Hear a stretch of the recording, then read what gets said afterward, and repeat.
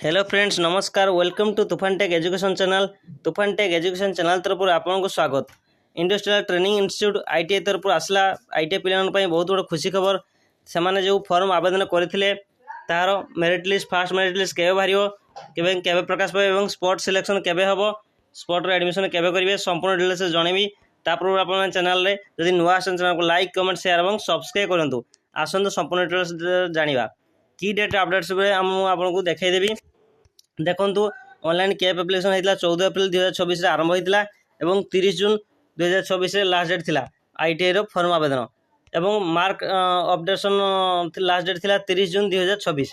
तो fast merit list केवे आसो publication of the fast merit selection merit list 17 जुलाई 2024 अपराह्न दिन 2टा PM रे आसीबो। फास्ट सिलेक्शन मेरिट लिस्ट आसीबो 17 जुलाई रे आसीबो एवं इंटिमेशन डाउनलोड केवे हबो से 17 जुलाई 2टा PM रे संगे संगे बाहरला परे आपनको इंटिमेशन टी डाउनलोड आप ऑनलाइन माध्यम samsodisha.gov.in ऑफिशियल वेबसाइट जाए आपने निजर आईडी पासवर्ड दे इंटिमेशन डाउनलोड करेंगे।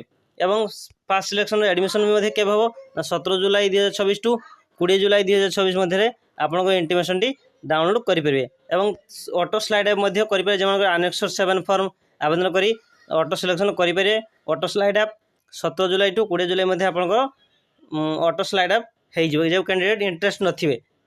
तो अब तार सेकंड लिस्ट जो पब्लिकेशन ऑफ सेकंड लिस्ट केवे आसो 28 जुलाई।